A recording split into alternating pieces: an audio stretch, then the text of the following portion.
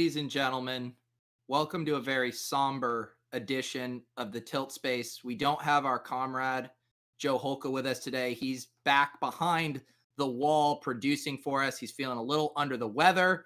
Although right now, Mike, I wish I had such an excuse to not have to be in this show and rub our faces in the shit that was our lineups. Yeah, it must be nice to be Joe, you know? "Oh, I'm not feeling well," as we're just eating shit left and right with our team. So, I hope Joe's happy, wrapped in a blanket somewhere. The Re thing that's awkward about this of you and me talking shit about Joe is so we're on our Discord call right now and Joe, we can see Joe the whole time. So it's not like I can just let anything rip. I mean, I have to look him in the eye after I say anything about him. Oh, okay. Did we get a shot of Joe here on the stream? He pulled out his vulnerability blanket. Um, Do you so what? I just wanted do you think it's fitting that we started the stream and Gabe Neighbors just scored a touchdown? Never heard of that guy in my life. Who? Gabe Neighbors? Yes, it's a real name, a real player. He plays for the Los Angeles Chargers. Wow. I mean, they hate Josh Kelly so much when a guy named Gabe Neighbors is scoring. Are Um, we sweating a Millie? No. no. Are we sweating a village? Let's set the table for people what we did. We've already emotionally de-invested from these teams, but this week we played the $1,500 single entry game changer, and we played the Juke, the 3 max, the $400 3 max, and we actually, for as hard as we're being on ourselves right now, we are in 47th place in the Juke with one of these lineups. We had the Watson double stack with Cooks and Fuller. That worked out, and we brought it back with DJ Chark. We had some really nice ownership here. We had a nice little correlation with Evan Ingram to Gibson. I mean, that didn't smash, but it didn't kill us. We had Julio Jones, Chalky kind of got there with the TD, and then Leone. What Why killed is us? Melvin Gordon. Tyra Oh my god. Come on, please score. Sorry, I was watching Who Tyrod Taylor attempt to get a two-point conversion. I have an affinity for Tyrod Taylor. I don't know why he was in though. Um, what killed us was my Melvin Gordon play. I take the L on that. I like the Melvin Gordon Julio correlation play. I thought Melvin Gordon, I mean, he came in at the ownership that we wanted him to come in at 2%, but he did absolutely nothing. I really thought he was going to catch a handful of balls, especially in this negative game script and with Lindsey banged up kind of throughout the week. And it really didn't happen. And to make things worse for me, I've really been ripping on Drew Lock all week. And for the second straight week, Drew Lock has 3 touchdowns in the fourth quarter after doing absolutely nothing all game. Yeah.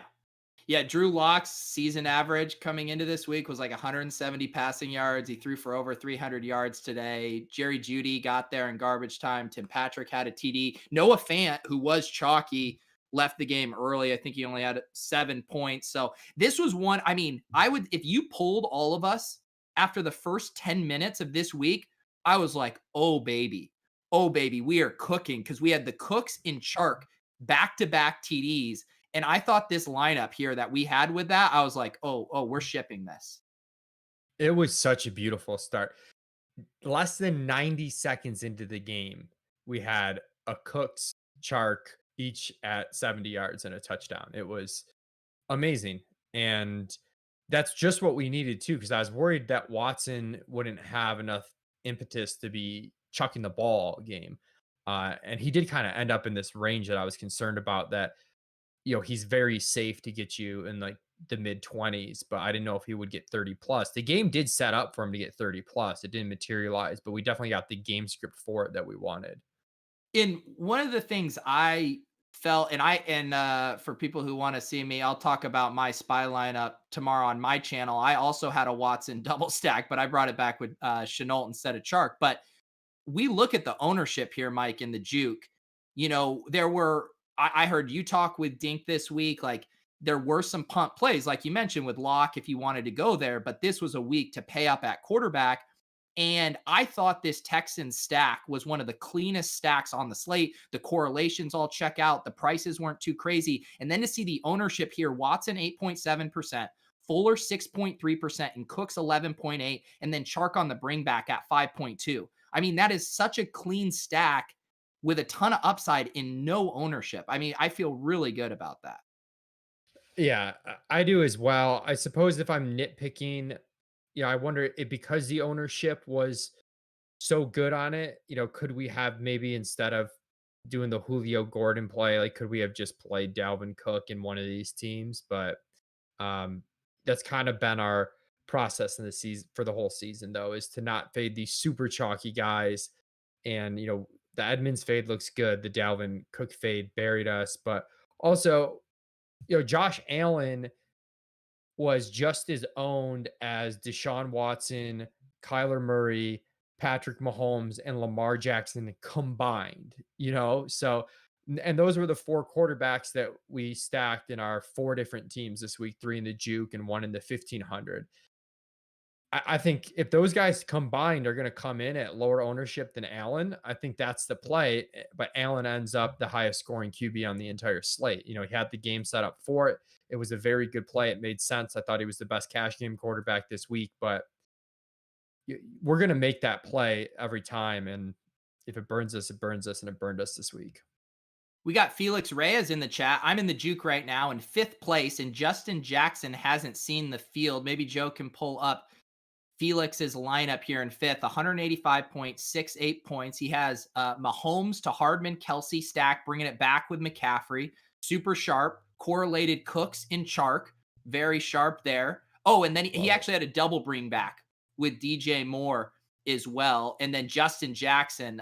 So I now understand why Felix is tilting so hard here with this team, with Justin Jackson not able to get him up to the top of the leaderboard. But very nice lineup, Felix.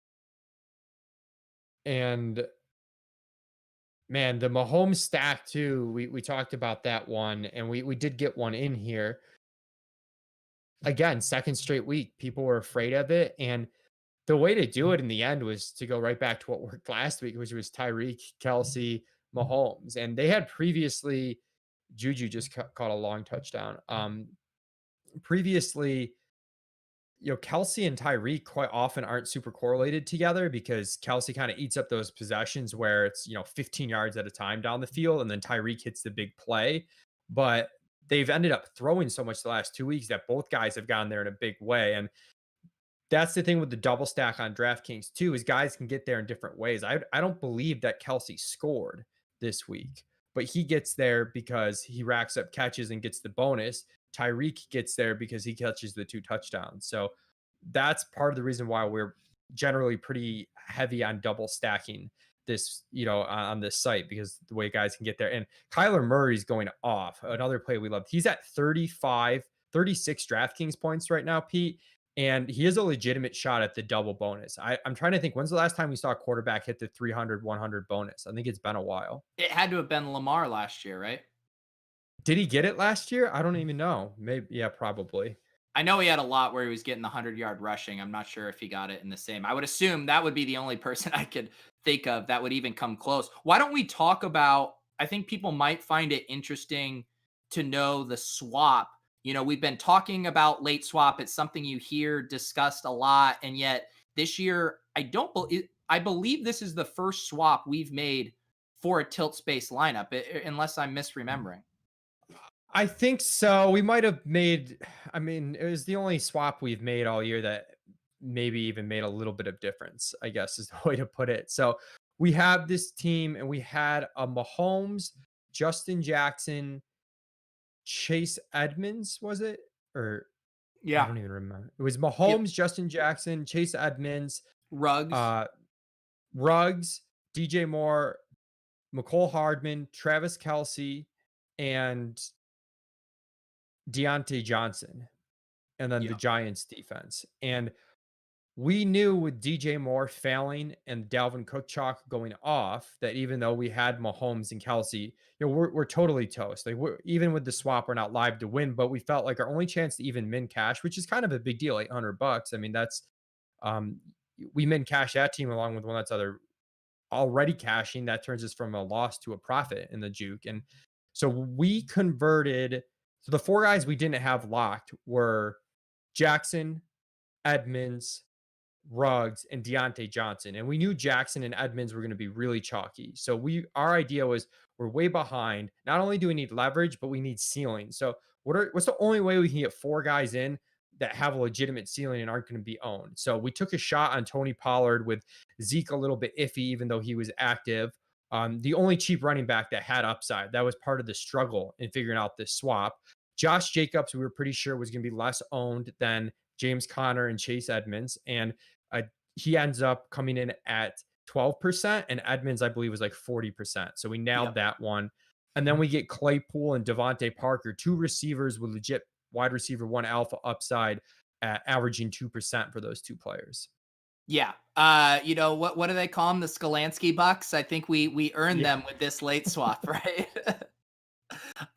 Yeah. So in basically kind of the overall macro thesis of the play was like we targeted one guy from each team that we thought had the potential to capture the majority of the fantasy points in the game. And obviously some of them aren't catching a ton of ownership for a reason, but we at least gave ourselves outs as opposed to just getting lazy and keeping it in there. And one of the things that I have been expressing shock over in the Discord, like when I see Dalvin Cook's ownership at like 40%, I don't bat an eye. I'm like, that all checks out. Makes complete sense to me. But this Justin Jackson ownership across all of these smaller field, single entry, 3 max contests, I mean, it's legit blowing my mind just because I could get it if it was one of those weeks where you like were desperate for running back salary relief, but we had so many solid plays in the high 4s, mid 5s that I'm just shocked that he concentrated all of that ownership. I think what happened was he was the cheapest of the bunch. And, people were scared of Dobbins as far as, and base projection systems had Jackson ahead of Dobbins because of the total touches. And then, he was cheaper than these 5K guys. Same thing with Swift. People have been afraid of Swift because of the touches. So I think it was just a matter of people taking the safe touches and a higher projected player on a week where you're right. We weren't totally starved for running back value, but it was a pretty tight cap across the slate in general. It was tough to fit some things in this week. A lot of the chalky players were around 7K, Tyler Lockett, Stephon Diggs, Keenan Allen, Chase Edmonds, Dalvin Cook. They were all expensive. So he was the guy that made that work. So I was surprised it came in as much as it did, but that's what happens though. That's why we play the contest we play though, Pete, is because the chalk consolidates more than it should when there's not as much of a projection difference. In some cases, there's a really good play and it's going to consolidate on like Dalvin Cook, and you kind of have to figure out how to deal with that.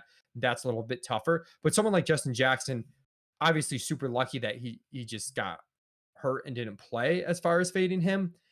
But still, that's a pretty clear fade when it gets up to that type of ownership. That's a play that everyone played in their cash game lineup, so they played him in tournaments too. Yeah. In MME, he wasn't going to be like that. I doubt he was an MME, though I haven't checked. Yeah, and I'm not, and this my take on this has nothing to do with the results. It was just thinking that David Johnson, David Montgomery, Dobbins, Swift, Melvin Gordon, and Justin Jackson would all smooth out the ownership of those plays down in that range. And so to see one of them preferred that much more to the others is an inefficiency, like you said, that I'm happy to exploit, even if some of our plays like Montgomery and Swift, and we even tossed in Antonio Gibson there as well, of a lot of viable running back plays that maybe were a little thinner on the overall touch projection, but have the ceiling to really pay off their salary. Why don't we talk about our game changer lineup here? This is the $1,500 single. To? Yeah, we do. Okay. We do. We're gonna have to talk. We're gonna rub our face in this Lamar Jackson, Mark Andrews team. I mean, it's what's going on with the Ravens, Leone?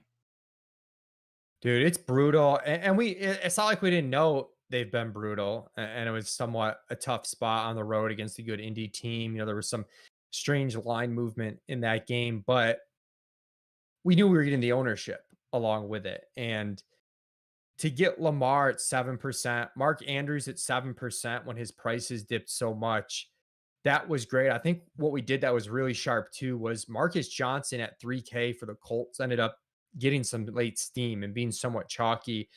And we paid a little bit more to get a guy that was going to see more targets in Zach Pascal and was ended up sub 1% owned. So I thought that was really good.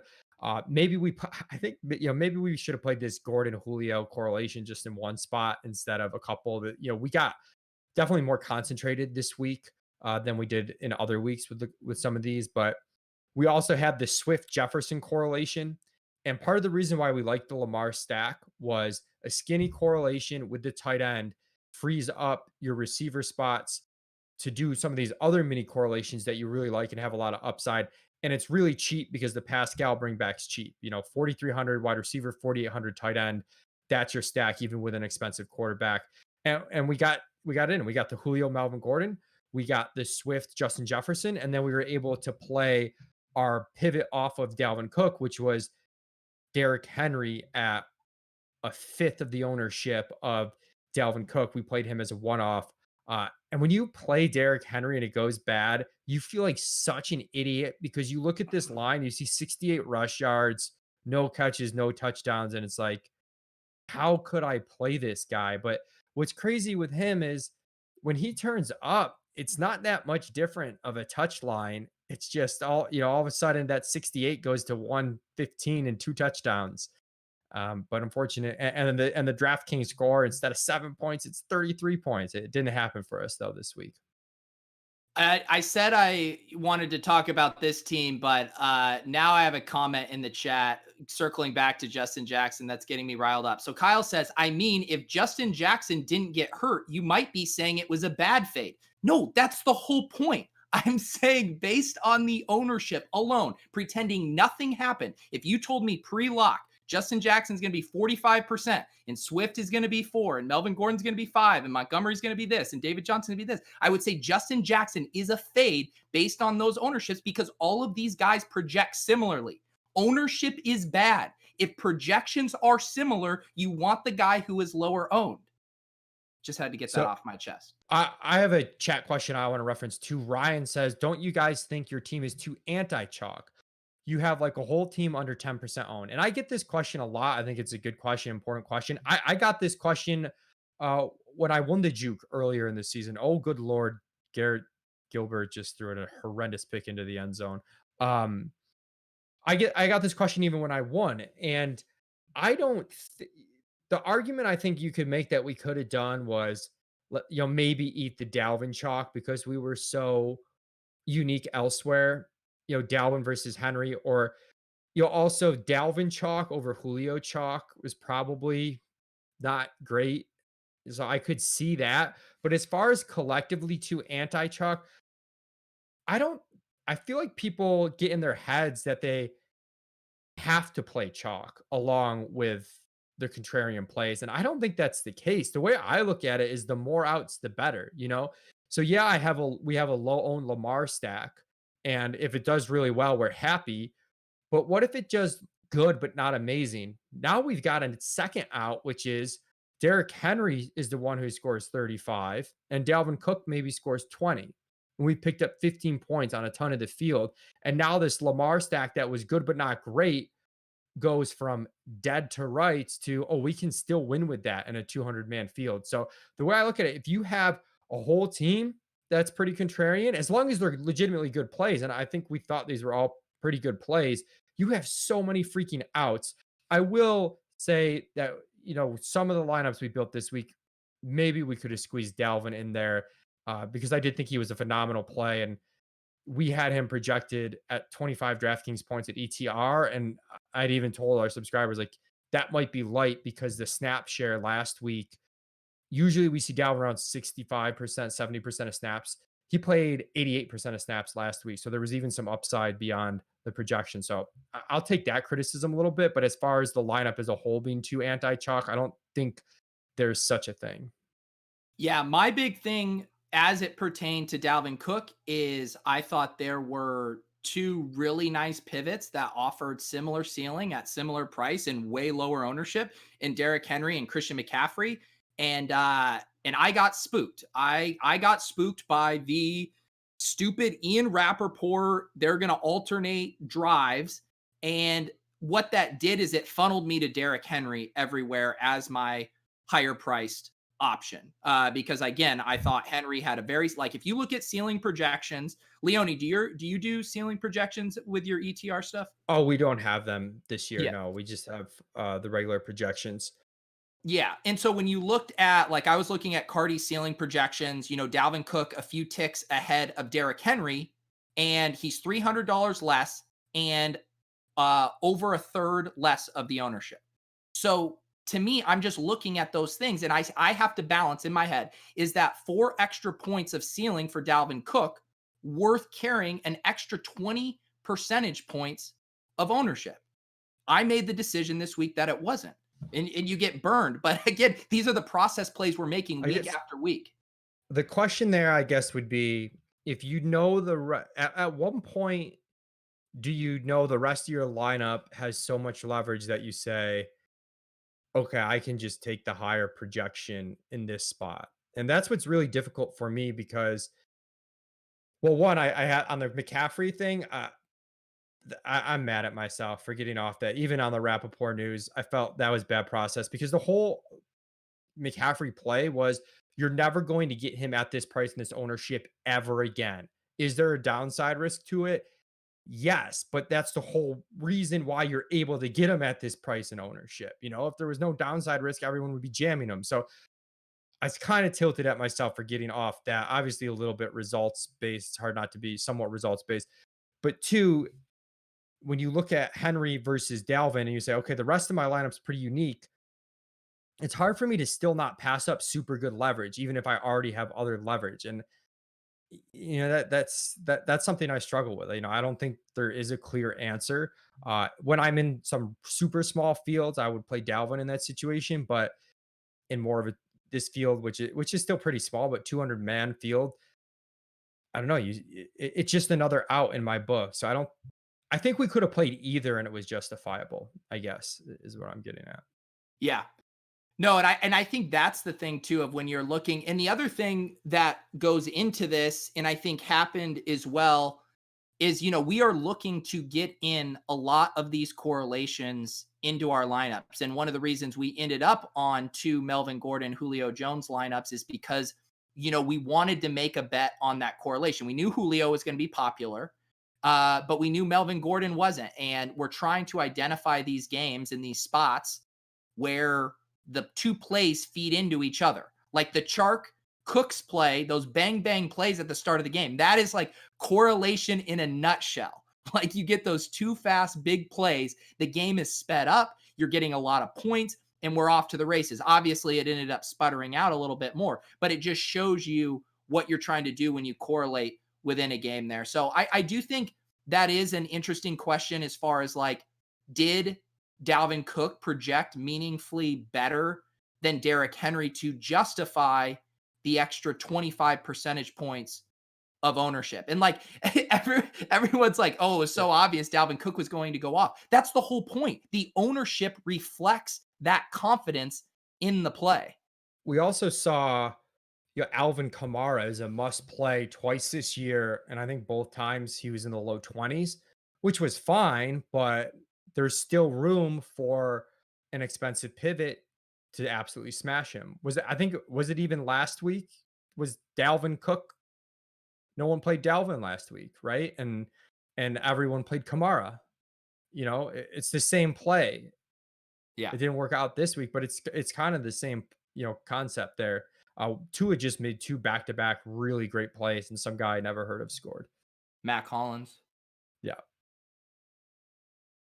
Tua, I know, and it's so funny too. I was told, I mean, this is what's so funny about like recency bias and stuff. I mean, there was, I think Roto World ended up deleting it. They're like, the Dolphins are auditioning Tua in case they're ready to move on from him. I was told Tua is awful from his one game where he had 22 pass attempts in his debut start in the NFL.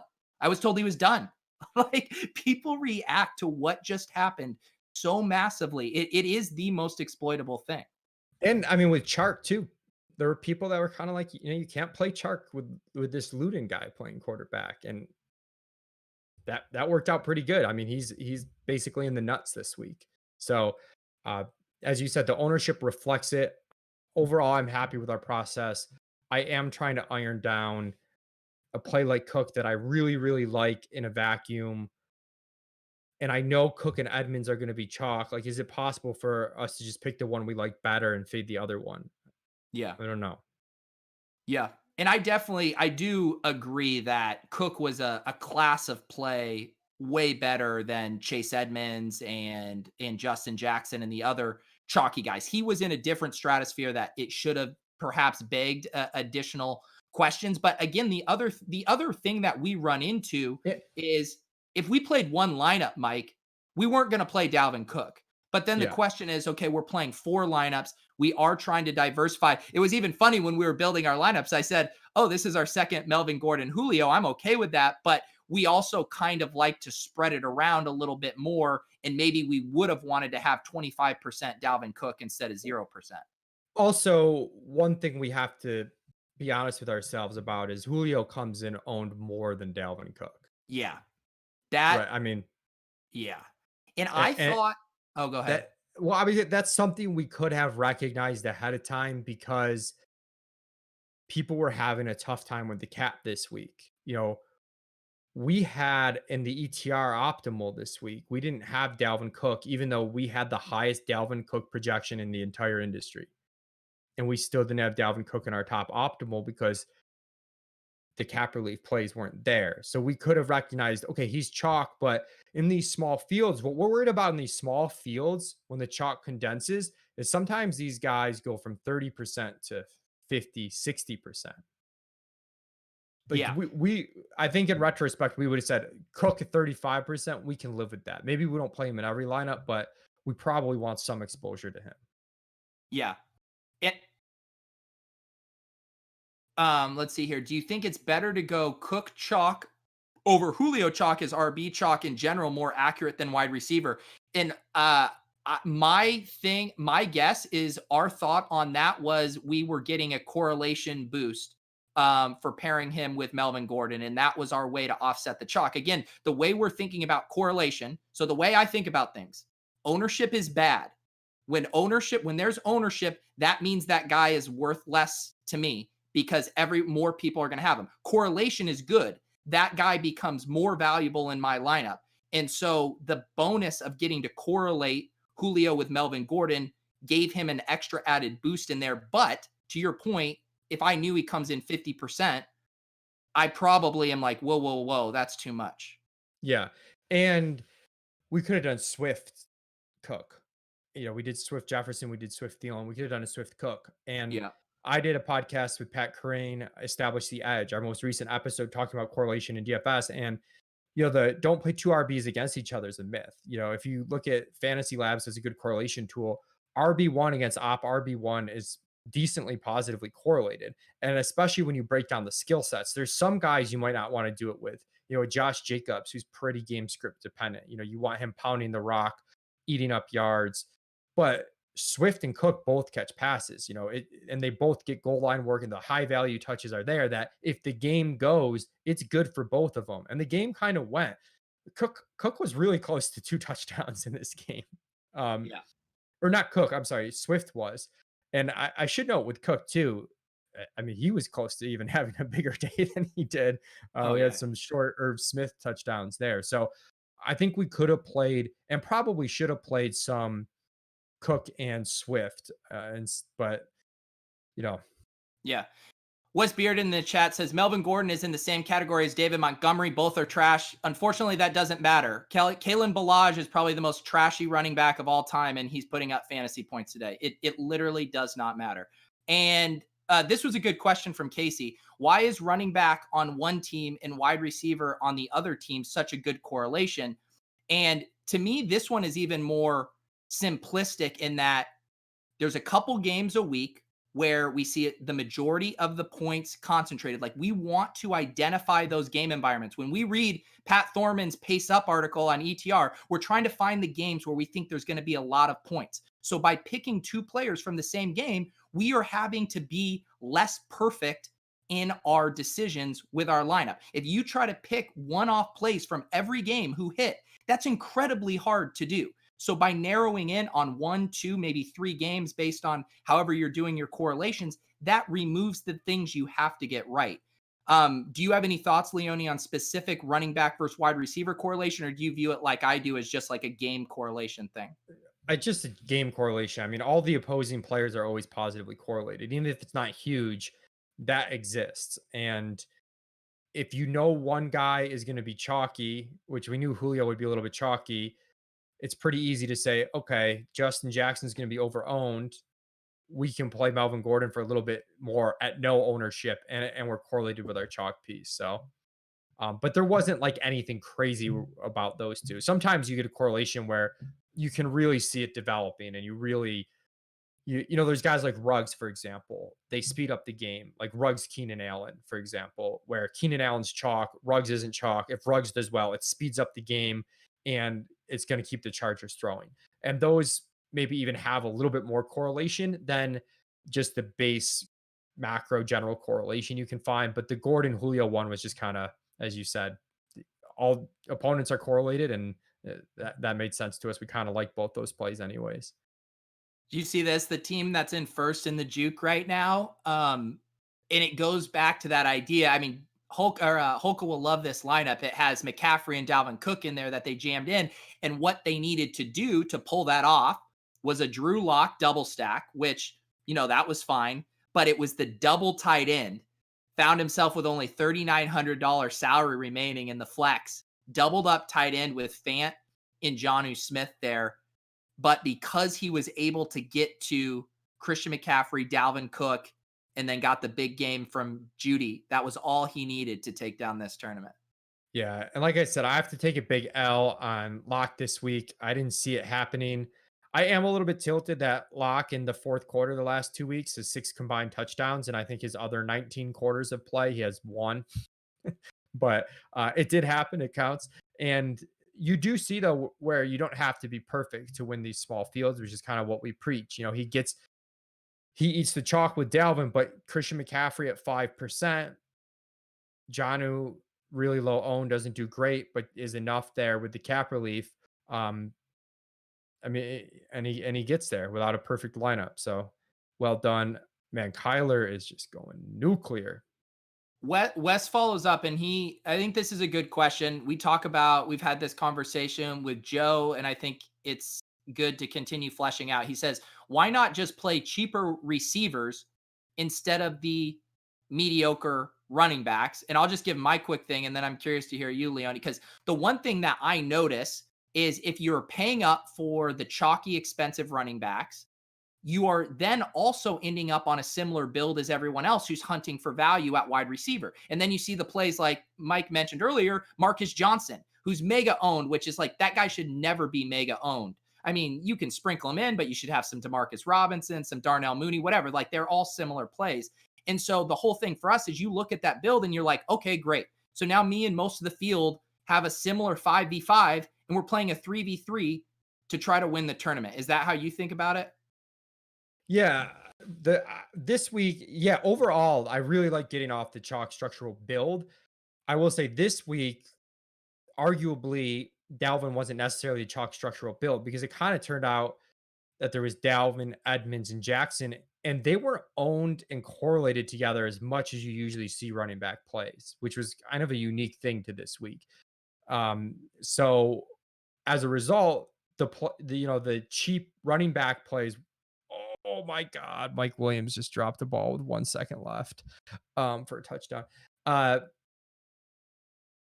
so you did see a structural build with Dalvin and cheaper receivers, but you saw just as chalky a structural build, which was Justin Jackson, Chase Edmonds, and the more expensive receivers, uh, which maybe we didn't think through quite enough as far as if Dalvin. But in general, I don't think there's any rhyme or reason to saying, hey, pay the expensive running backs, but not the expensive receivers. We've seen some nuclear games from these expensive receivers that have won tournaments this year. And we've seen some really good games from mid-tier running backs. The week we won with Joe Mixon, for example, there was much more expensive chalk to be had.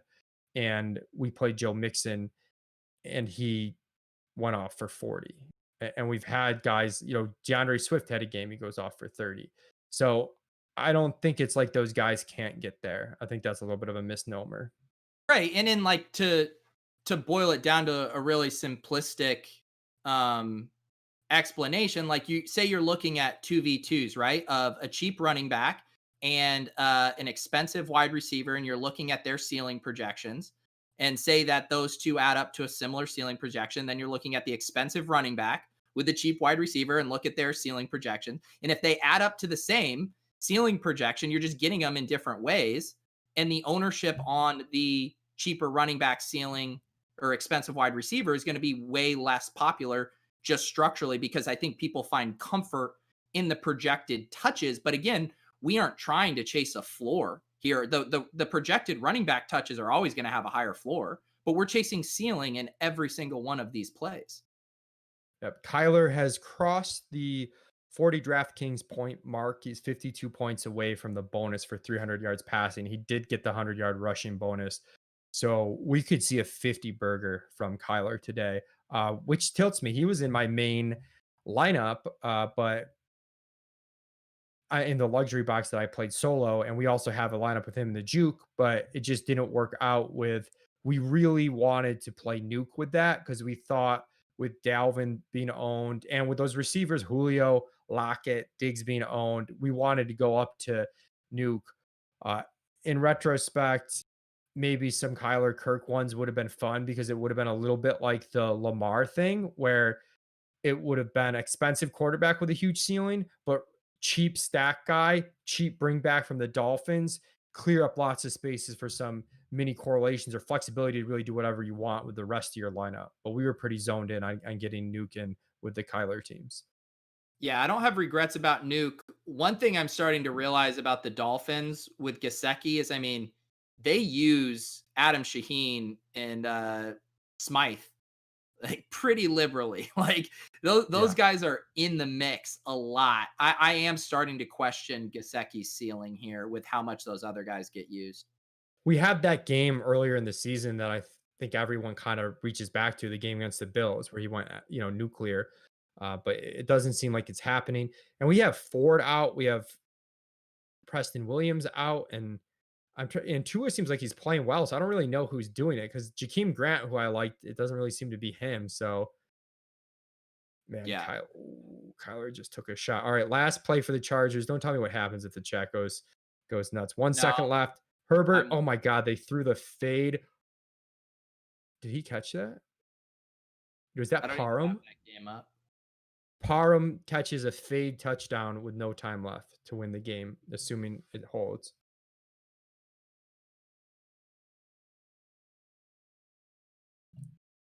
Wow. Adam Levitan, XFL thought leader, or Donald is that Parda of the Dallas Renegades, man, he was a beast. booth review though? Wow. The quick fade to Parham, jump ball. Let's see. Does he come down with it? Really well thrown ball. Defender gets his hand on it. Oh, yeah. It looks like he holds on to that. Take a shot every time Leone says nuclear. By the end of the show, we'll all be dead. You know what, Dustin? Uh-oh. Do it. Take a shot every time I say nuclear. Oh, now they're saying Parham dropped it. I didn't think he dropped it on this replay. Mm. Twitter makes it seem like it's good. Looks. Oh, he dropped it. No. Oh my He god. dropped Seriously? it. Yeah, Oh, that's brutal. I think he dropped it. I mean, he dropped it. Whether they overturn it or not, we'll see. But he definitely dropped it.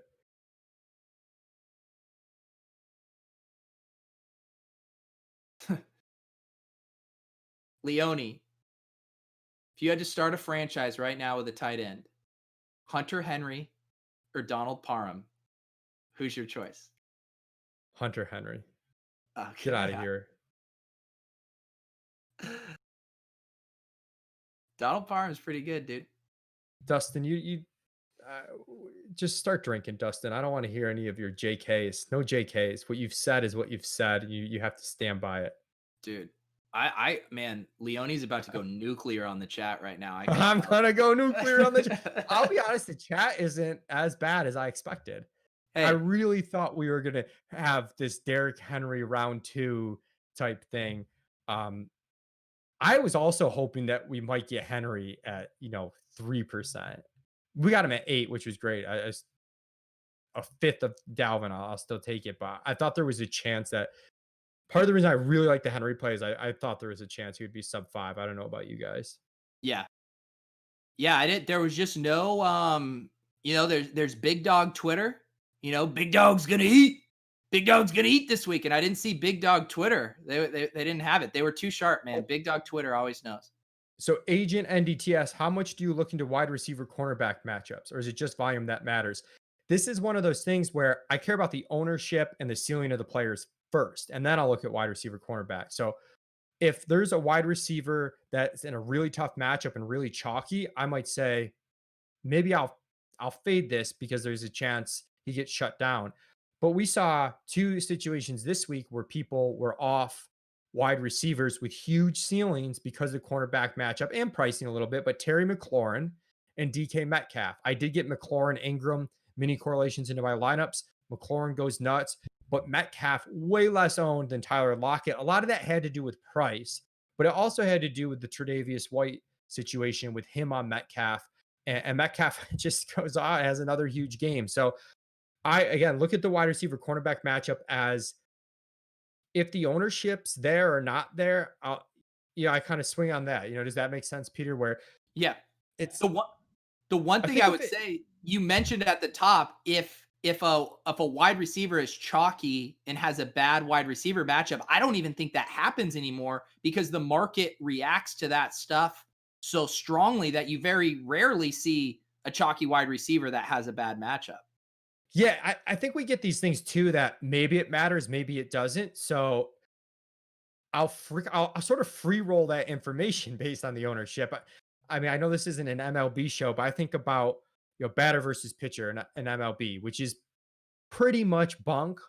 But if there's a situation where a guy has got great batter versus pitcher data and no one's going to play him, maybe I'll take that chance that it matters in this circumstance because no one's playing it anyways.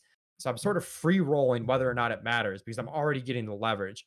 And then the opposite, where if that batter's super chalky only because of batter versus pitcher matchup, screw that. I'm not going to play him. I know it's a highly variant situation and maybe it matters, but if it doesn't matter, so that there's a few things like that too that you see. I mean, sometimes weather too. I mean, not the extreme cases, but when weather's like on the border of mattering or not mattering, that's the same thing. If the ownership's going to be there, maybe I'll fade and hope the weather's a little bit worse or affects the game a little bit more than people think. But the ownership's not going to be there at all. And I like the plays. Well, screw the fact that winds are 15 to 20 miles per hour. That could come in at 13 miles per hour and we'd be totally fine. Oh, well, I was so glad we had sunny skies this week after you and me arguing about wind in Cleveland last week. I was like checking the weather. I'm like, oh, it's a beautiful 68-degree weather day in Buffalo. We're good to go. You won the wind in Cleveland battle.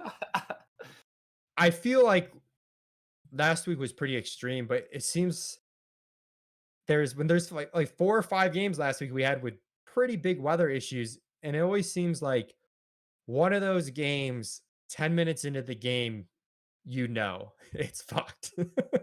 Well, And then the rest are kind of fine.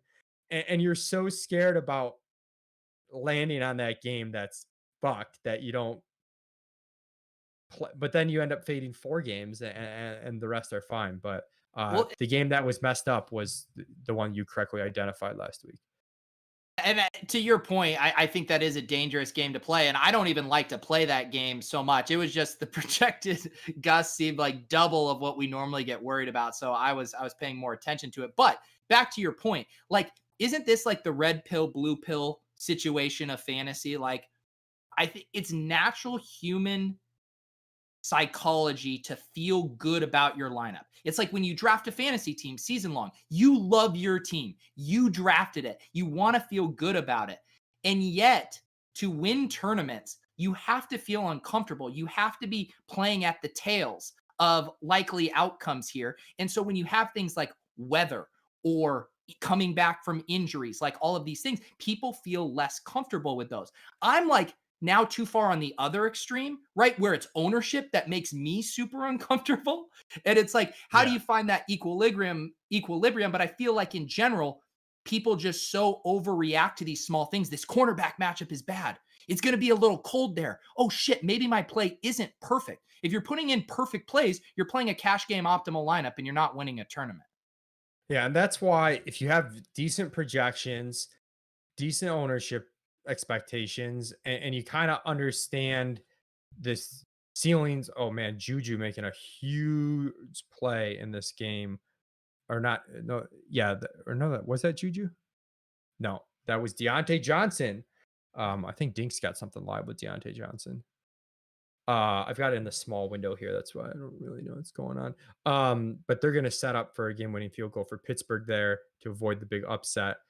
But yeah, what you said, if you have good projections, a decent feel for ownership and ceiling, you can sort of see where how many points are you sacrificing? Because there's a lot of times where the chalk great plays at projected 20 points and the guy that people aren't going to play is at 18. Do those 2 points matter that much when it's not like tournaments are coming down to, oh shit, Peter scored 170 and I scored 166 because I took a guy projected 4 points lower. You know the way scores are distributed, that's not happening. Ben Gretsch talks about this a lot with season long fantasy football in your lineup too, where people kind of are obsessing over floor, they worry about a little bit, but what you're really looking for are those outlier big performances, or in our case, sometimes we want outlier small performances from the guys that are chalky. So it's important to keep that in mind when you're playing tournaments. For sure. The Dolphins kick a field goal. They're up 34-31. Um, I know I'm biased. I like the Dolphins. I've Ebron adopted them, touchdown. Ebron. But the Dolphins, like what they've done with this rebuild on the fly is impressive. I mean, they're one of the youngest teams in the league. Their defense has been awesome. I mean, we're only 2 games into Tua here, and he's on the road keeping them live versus Kyler and the Cardinals. I mean, this is going to be a really good team for a long time. Does Drew have a Yes. sweat? I don't. I gotta see. But I agree with you. I actually, before the season started, I kind of liked the Dolphins at 10-1 to win the division. Part of that was, what if Josh Allen's not that good? And that part is clearly not coming to fruition, which is great for me as a Bills fan. But they're still, right in the division there, especially if they win this game now. We should have some fun games. But I really like what they're doing. And man, to have that Texans pick is pretty Yeah. fun in the draft next year. What is that projected to be right now? Like top 5 or no? Yeah, Yeah. I think so. Let's look at the standings. But Dink does not have a sweat. He could have won the flea flicker, which is 25K to first if Deontay had scored. Yeah. So the Texans are 2-6. I think that counts today's. Yeah, that counts today's game. So they're 2-6 now. Is that right? No, or does that count today's game? Yo, producer Joe, are you gonna give us anything? Yeah, they're 2-6. Both wins against the Jaguars. One thing I wanted to ask from a process standpoint for this week, because we didn't roll out any Josh Allen and Russell Wilson teams on some of my own stuff. I did, and I had more Josh Allen on FanDuel. But I'm curious. I want to hear you explain like why you kind of got off of that chalk game, even though we knew there were going to be a lot of points there, and there were vaguely interesting leverage spots, but not like slam dunk leverage spots. Yeah, the hard part for me with that game, as you said, David Moore was a leverage spot that hit. Drew Dinkmeyer wrote about it in his established the run leverage article is, cheap correlation in these games that could get nutty. Guys that might not project well, but there's decent chance they find the end zone. Gabe Davis on the other side ended up hitting two. But really, I was concerned with the Bills with John Brown banged up, which maybe I was overly concerned. We saw him have a great game. But what it came down to more or less was Lockett super chalky, Metcalf's major expensive, Diggs is chalky and expensive, and Josh is going to be so owned. Like Josh and Russ were almost half the field in some of these tournaments on a week where we also had Mahomes, we also had Kyler, we had Watson, we had Lamar Jackson, and I just felt like I'm going to chase the ceiling of these other quarterbacks. If it's a Josh Allen game where he scores 25 and I get Kyler going for freaking 50, as I'm watching this, Kyler hits Kirk on another long pass to get near field goal range, and I think he might get up to 50. So, I played some mini correlations in that game, but I feel way more comfortable having faded the stacks there than I do Dalvin. As far as process, like, was that an error? Was it not? Um, if we're gonna get a quarterback stack up to 30, 40%, I have no qualms fading that when there's so many good options on a week. I feel worse about not playing Dalvin with my unique stacks than I do about not playing Allen stuff. Yeah, and I guess you're saying like the opportunity cost for, pivoting off of Josh Allen to Kyler or Lamar is less than perhaps the opportunity cost of pivoting off of Dalvin, though I think the thought process is very similar with both of those pivots. And well, but also, Dalvin's a one-off really good play, whereas if you're pivoting off Allen, you've also pivoted off the game stack and you have another stack. So it's correlated leverage in three spots instead of correlated leverage in one spot, right? Dalvin to Henry's a 1v1 thing. Um, Maybe you play Justin Jefferson in that lineup and you've got two things, but Josh Allen, Diggs, Lockett to Lamar, Andrews, Pascal, like that's totally different, Yeah. both in terms of the build around those guys. And if the Allen side fails and the Lamar side goes off, it's huge leverage. So that's the way I look at it. And why, if you were to say, if you played this slate again, and you could only play Allen stacks or you could only play Cook teams, I would play the Cook teams. Yeah. I was just noticing this team that's in third place in the juke. Maybe Joe can get it pulled up here. Four Suns. So this is something that I think is super sharp, Mike. And so he has McCaffrey and Cook, and we can talk about the one-off Nick Boyle play. I mean, that's a galaxy brain level play. But look at this. He correlates McCaffrey with a 3,200 Demarcus Robinson, and he correlates Dalvin Cook with a $3,700 Danny Amendola. So he facilitates those plays. I kind of just love that correlation of like these running backs are going to crush the passing game on the other side. I'll just take the super cheap piece to make it fit. And like intuitively, that makes so much sense to me. Yeah. And the more I think about it, if I were to have played an Allen stack, uh, yeah, John Brown at 4,600 should have been played more. That was, oh, he's been bigged up. He hasn't played well. I'm not going to play it. But that's sort of going back to the wide receiver cornerback matchup when you're playing it or not playing it based on ownership. That's sort of the thing with a guy that hasn't been playing well and maybe isn't fully healthy. Well, if he's not going to be owned and you want to stack the game, that's a really reasonable way to do it. So, Yeah. um, I think this was just a really interesting. I don't know how I would have galaxy brained myself to Nick Boyle at 2,500. Again, I think you can make justifications for punting it off at tight end most weeks. I probably would have found the money to get up to Irv Smith just in that. And I'm not just saying that because he had 2 touchdowns. I thought he was like the best super cheap tight end. But yeah, again, I thought he did this really smartly. And it's just like, okay, I'm going to jam these plays. I need salary to do this. Why don't I do it in a smart way with Amendola and Demarcus Robinson? yeah. Man, I guess, Allen, Diggs, Brown with the Metcalf. I mean, that's so it's so results hindsight bias to say that, but ownership wise, like projection and ownership wise, that would have been the one way to play it where because if you just do Allen, Diggs, Lockett, which he did, I guess, because he got that's what I don't love about this lineup is like just Allen, Diggs, Lockett.